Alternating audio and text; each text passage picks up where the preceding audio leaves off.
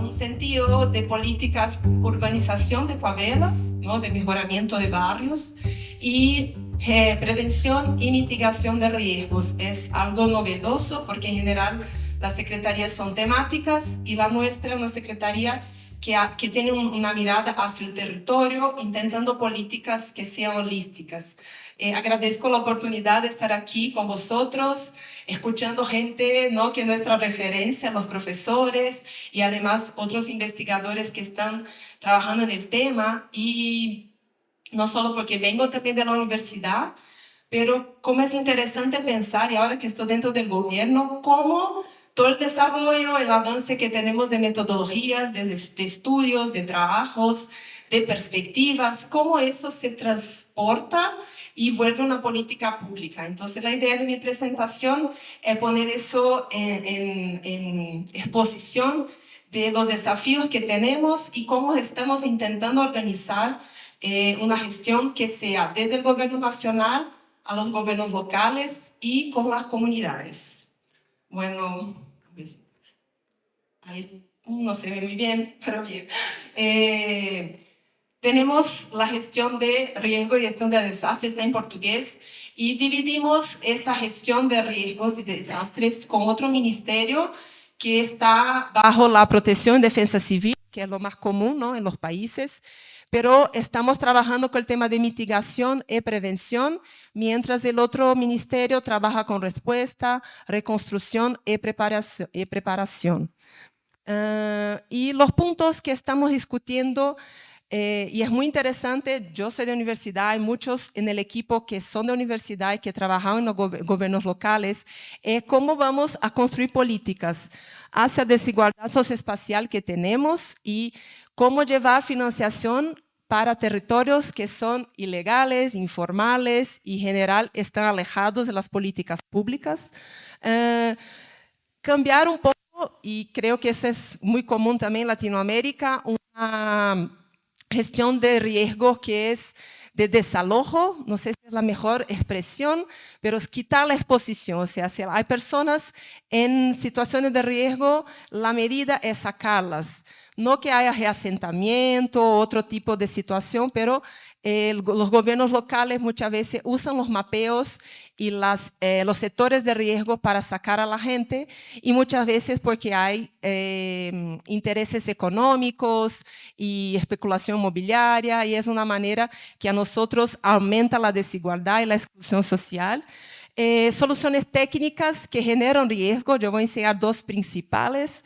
Y el racismo ambiental y la justicia climática, eso es algo muy fuerte que intentamos no apoyar en las políticas y discutir en ese sentido. Y, claro, la emergencia climática, los multirriesgos. Bueno, todos saben lo que está pasando en el sur.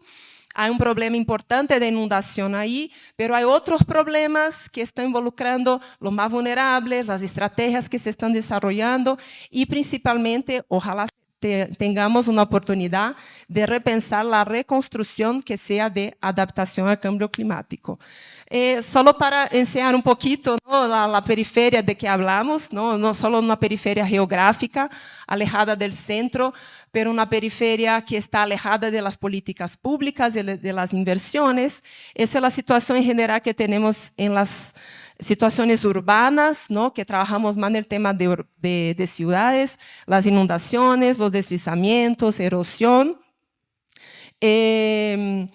Las soluciones técnicas que muchas veces amplían los riesgos. Aquí es un ejemplo, y hay muchas empresas ahí afuera, ¿no? Con soluciones de contención de laderas, y esa en general es la estrategia que tenemos ahí de concreto, pero lo que pasa es que, bueno, si hay una lluvia, se puede aumentar la escorrentía y volver a tener otro tipo de riesgo, que no es solo de deslizamiento, o lo que a veces llamamos de air fry, no sé si es común aquí, porque es el concreto se vuelve con mucho calor, y ahora estamos viviendo las olas de calor también en las ciudades brasileñas. Entonces, ¿cómo pensar en estrategias que no amplíen los riesgos o en esas situaciones, ¿no? Las presas o contenciones, ¿no? De agua. Ese es un ejemplo muy común en las ciudades brasileñas, que eso está arriba, ¿no? De esa comunidad que es más antigua, y han hecho por tema de las inundaciones, pero claro, si no hace el mantenimiento y si no se conecta con uso social por la comunidad, eso se vuelve, y se ha vuelto ahí en Distrito Federal, en el centro del país, una área muy contaminada de dengue. Esa área está muy complicada y mucho se debe a ese tipo de infraestructura. Además, no ha soportado unas lluvias muy fuertes y ha inundado la comunidad aquí abajo, que estaba antes de la construcción, y ahora se dice que la gente está en área de riesgo y hay que sacarla. Entonces, ¿cómo pensar infraestructuras que se conecten con las comunidades y no sean problemáticas? Bueno, esos son dos problemas principales que estaba presentado antes, y lo que estamos haciendo en la estrategia que llamamos Periferias en Riesgo, tres propuestas de infraestructura que sea resiliente, de planificación anticipatoria y comunicación y participación ciudadana. Yo voy a presentar rápidamente porque la idea es decir cómo es complejo el tema y la necesidad de gobernanza, que es el tema de este grupo, para pensar eso desde el gobierno nacional hacia los gobiernos locales. Estos son ejemplos que estamos estudiando de soluciones basadas en la naturaleza para las periferias. No hay muchos estudios hacia esos terrenos porque en general son muy construidos, hay pocos espacios, y lo que estamos pensando es cómo desarrollar un urbanismo de mejoramiento de barrios que sea de reducción de riesgo, pero que mejore la calidad ambiental y que se pueda involucrar a la población en ese proceso. Aún estamos estudiando porque, aunque tengamos muchos estudios técnicos, el tema de financiación aún no es posible. Cuando se habla de contención de laderas o de contención de inundaciones, las soluciones de ingeniería, como presenté, son las más comunes, son las que tienen los contratos y las formas de financiación. Así que estamos buscando, si tiene ideas, estoy aquí para escuchar y aprender también cuáles son estrategias que los gobiernos locales o las comunidades pueden invertir en ese sentido, y además la legalidad de los procesos en esos territorios. La otra estrategia, que es la planificación anticipatoria, tenemos algunas estrategias de mapeo de riesgo y planes municipales de reducción de riesgo, pero estamos intentando hacerlo de una manera que sea participativa, que involucre, a veces se ve aquí, a los secretarías de los grupos, de los gobiernos locales, que no sea solo obras o la defensa civil, pero que involucre educación, medio ambiente, asistencia social, que se tenga actividades con las comunidades, no solo datos secundarios, pero visita de campo, y que se haga una sectorización, ¿no?, de las situaciones de riesgo con medidas estructurales, que son importantes, soluciones basadas en la naturaleza, pero también soluciones no estructurales, como planes comunitarios, rutas de emergencia, y que eso se pueda financiar desde el gobierno nacional. Y eso estamos haciendo en un momento piloto con 18 universidades en 20 municipios, para también crear capacitación técnica de los grupos de las universidades. Ojalá vosotros también puedan trabajar en eso, no solo desde el punto de vista de la universidad, de proyectos académicos, pero que eso también sirva a los gobiernos locales, cómo hacer los mapeos, buscar medidas de intervención, y que eso se pueda financiar desde el gobierno nacional.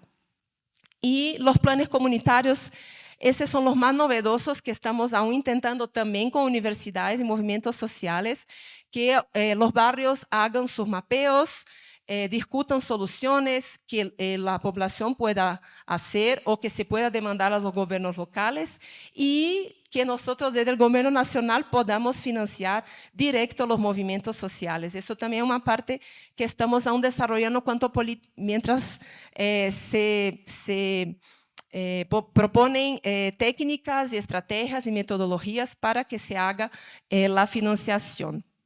Y lo más complejo es que para todo eso estamos trabajando en una gestión de gobernanza. Yo soy coordinadora de articulación dentro de la Secretaría, entonces estoy aquí también por eso, para presentar y discutir con muchos grupos de investigación cómo son los trabajos, pero también tenemos trabajo con los otros ministerios para pensar políticas para estos territorios, no solo de obras, pero de equipamientos sociales, de desarrollo de empleo, y que eso llegue a los gobiernos locales, o sea, cómo los alcaldes van a recibir las inversiones y construir estrategias que no sean solo de obras o de desalojo, pero que también puedan apoyar un desarrollo social en los territorios que tengan situaciones de riesgo para reducir el riesgo, mejorar la calidad de vida de las personas y además, como había dicho, hacer una red de universidades por ahora en Brasil, pero ojalá podamos ampliar a los otros países también, de políticas públicas para reducción de riesgo.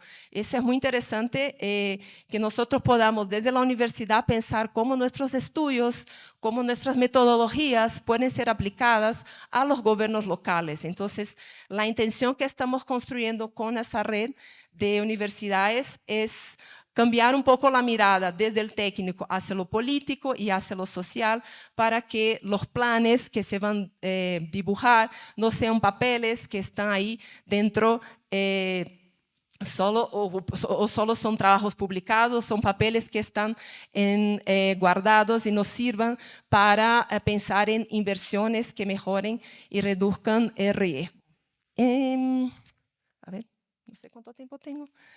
Y solo quería poner el último punto, que es fuerte para que tengamos la gobernanza, que es el trabajo de comunicación y participación social.